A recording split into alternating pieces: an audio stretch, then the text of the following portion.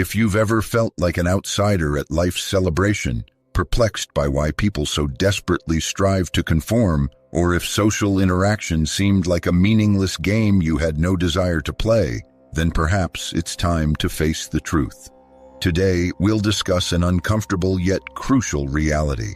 Arthur Schopenhauer, the somber genius of philosophy, saw this with unflinching clarity. Most of us are prisoners in an elaborately staged performance. We wear masks, speak rehearsed lines, and behave as we believe others expect us to. This isn't because it reflects our true selves, but because from childhood we've been conditioned to seek approval. But here's the question that typically goes unanswered. Approval from whom? Consider this. How many times have you engaged in pointless small talk just to avoid appearing impolite? How often have you forced a laugh at a joke that didn't even crack a smile? How many times did it feel like every interaction was a transaction where you had to give up a piece of yourself in exchange for the illusion of belonging? And now, the most crucial question: what is the true cost of this belonging? Schopenhauer astutely observed, a keen intellect and a social life are often incompatible. The deeper your understanding, the more absurd this charade appears. It's not a matter of arrogance, but the ability to perceive what remains hidden from others. You see these masks, this deception veiled by a facade of propriety.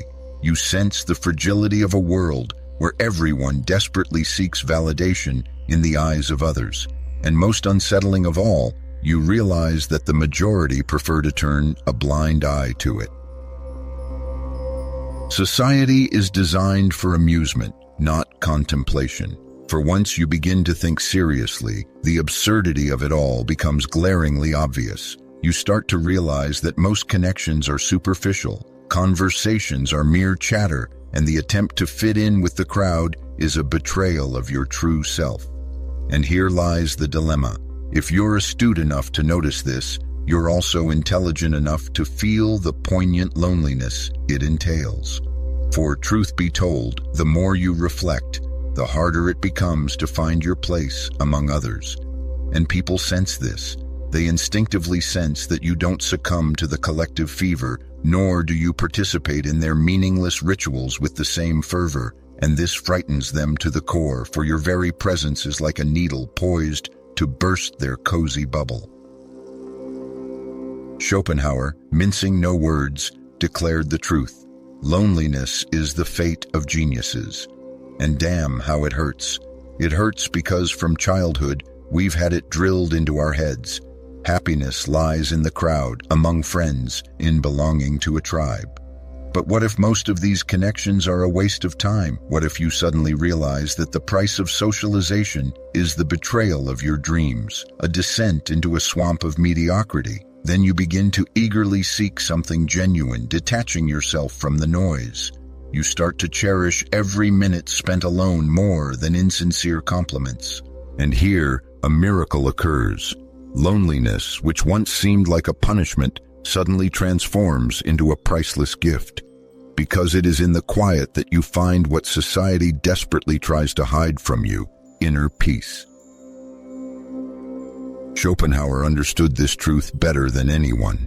For him, intellect was not only a heaven-sent gift, but also a heavy burden.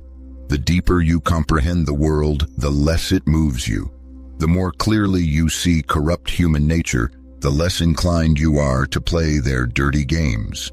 Many mistakenly assume this is a call for misanthropy, for hatred and alienation from others, but that is not the case at all. It's about the fine line between genuine interaction and an onerous obligation. It's about the right to choose with whom and when you share your time, rather than blindly adhering to imposed expectations. It's about recognizing that true intellect doesn't require constant external validation. And here's the surprising part. When you stop craving validation, something subtly shifts within you. People sense it. They see that you're not desperately trying to conform, that your sense of self doesn't hinge on their praise, and that your world won't crumble if you're overlooked for the next party. This is disconcerting. as most live captive to the need to be seen, heard, and approved. But you, by not participating in this race, become a mystery that both frightens and entices. The irony is that the less you strive for social recognition, the more power you gain over it. True freedom emerges when you stop caring about external opinions. So the next time someone tells you, be more social, try to fit in, simply remind yourself, it's not about you. You've simply seen a truth that is too bitter for most to swallow. And that's where things get interesting. When it dawns on you that social validation is a mirage, when you feel in your bones that most interactions are merely an elaborately staged performance, you suddenly notice silence. Silence becomes your steadfast ally, and this terrifies those around you. We live in a world of deafening noise, social media, empty chatter, news designed to elicit only instant reactions, all crafted to keep you in a state of perpetual distraction, because silence forces thought, and thought is dangerous. Schopenhauer didn't just understand this, he embodied it. He spent most of his life away from the clamor, immersed in philosophy, music, and profound contemplation, not because he hated people, but because he realized that the world's noise only clouds the mind, obscuring the essence of things. This is precisely where many make a crucial mistake, confusing solitude with agonizing isolation. Yet there is a vast chasm between the ability to enjoy being alone and the curse of being rejected. Solitude is the conscious choice of a strong individual. It is the preference for depth over superficiality, quality over quantity. Isolation, however, is a genuine tragedy. It is the fate of those who yearn to blend in but fail, who desperately seek validation but never find it. And here's the bitter irony. The more intensely one seeks approval, the more frequently they encounter rejection. But those who consciously reject the pursuit of external opinions will never experience true loneliness. By charting your own course, unconcerned with external approval, you inevitably draw to yourself those who truly matter, thoughtful individuals, questioners, those who don't need to fill every second of their lives with meaningless chatter. The truth is, intelligence is not synonymous with unsociability. An intelligent person simply rejects banality. Recall the great geniuses of the past. They weren't hermits, but they also didn't squander precious time on idle chatter. For years, Leonardo da Vinci, as if spellbound, dedicated himself to his work, feeling no desire to flaunt every thought. Isaac Newton, realizing his brilliant mind was too extraordinary for the masses to comprehend, withdrew from society. Nikola Tesla, with a maniacal passion incomprehensible to the majority, tirelessly worked on his inventions. And they were all called eccentrics, strange, reclusive. Why? Because they didn't fit the mold. They didn't follow the prescribed script of social life. The secret lies here. Social life is merely a series of predictable rituals designed to keep you within the system. From birth, we are taught that validation is paramount, that friends are essential, that you must be part of a collective, and that loneliness is an evil. But no one mentions that most of these collectives are based solely on the fear of loneliness, not genuine intimacy. No one admits that many people surrounded by crowds of friends actually feel empty. No one will tell you that the most revolutionary ideas and greatest discoveries were born in minds that dared to detach from the collective noise. But this isn't the only point where many go astray. They believe the solution lies in a complete rejection of society, in hermitage, in fleeing the world into total isolation.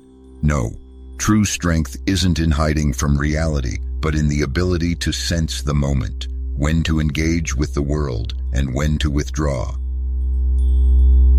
True power is a dance in the shadows when the din becomes unbearable, and an explosive emergence when truly necessary. Recall the great strategists.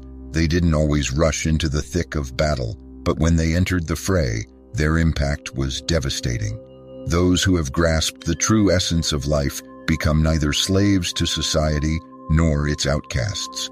They are silent players, moving pieces on the chessboard of destiny without declaring their moves. They build their empires in the shadows, and when the world finally realizes their existence, it will be too late. They have already achieved victory without needing the crowd's applause. Schopenhauer asserted that higher intellect is destined for solitude, not as a curse, but as a gift. It is in solitude that great works capable of changing the world are born. And what about those who are blind to this truth? What awaits those who naively believe that happiness lies solely in the approving glances of others? They are destined for the fate of an eternal prisoner in a perpetual cycle of dependence. Every photo they post, every story they share, every word they utter, all are carefully curated and calculated for one purpose: to extract maximum reaction. Likes, comments, affirmations, that's the dose that makes them feel alive. But here's the harsh truth. If your existence is fueled by the reactions of others, you have never truly lived.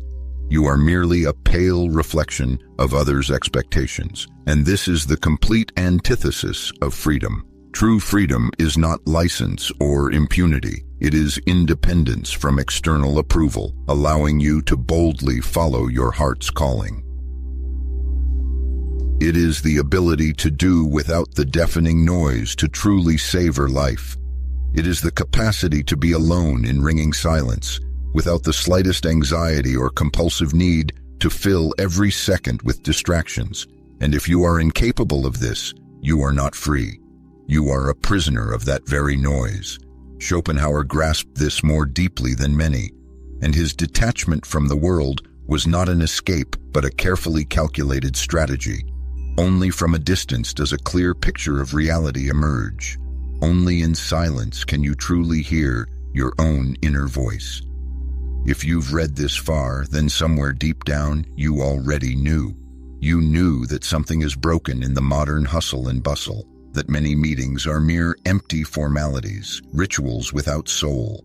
You knew that true growth occurs not amidst clamor and noise, but in solitary introspection, in a keen look inward. The only question is, do you have the courage to accept it? Because once you acknowledge it, there's no turning back. The hustle and bustle will become unbearable, pointless conversations, absurd, and the need for approval, insignificant. All that will remain is the bare truth. Loneliness is not a punishment, but a priceless privilege. A privilege granted only to those strong enough to bear its weight. You can no longer deceive yourself. You won't be able to force yourself to enjoy what once seemed normal. You can't pretend that empty conversations fulfill you or that external approval holds any meaning. This is the point of no return. Frightening, isn't it? Most of us live our lives in futile attempts to belong, sacrificing our true selves on the altar of public recognition, stifling genuine impulses just to avoid disrupting others' peace. But you can no longer do that. For a truth inaccessible to many has been revealed to you. The meaning of life isn't to contort yourself into the Procrustean bed of expectations, but to discover what ignites a fire within your soul and muster the courage to follow that calling, even if the path leads to solitude. And here is the most merciless paradox. The bolder you reveal your true essence, the stronger your allure becomes. People hunger for authenticity, yet only a few possess the courage to be themselves. It is these brave souls, moving forward without fear, unburdened by the need for crowd approval, who ultimately become the leaders others follow. Not because they seek power, but because true freedom is a phenomenon so rare, so unique, that it's impossible to overlook. Now the question is different. What will you do with this knowledge? Will you ignore it, pretend nothing happened? Will you revert to your usual routine, continue to participate in this masquerade, and keep conforming to others' expectations? Or are you capable of more? Do you have the courage to accept the bitter truth, to come to terms with the fact that the majority will never walk your path? Can you stop betraying yourself just to appease the crowd? Will you start living for yourself, not for others' gaze? Ultimately, the world is divided into two types of people, those who adapt and those who find themselves. The majority choose the path of adaptation. It's easier, cozier, safer. But it is the rare few who dare to forge their own path, who leave an indelible mark on history. So who are you? If you've read this far, perhaps you already sense that silence is an immense power. Those who have realized this are ready to play the game called life by their own rules.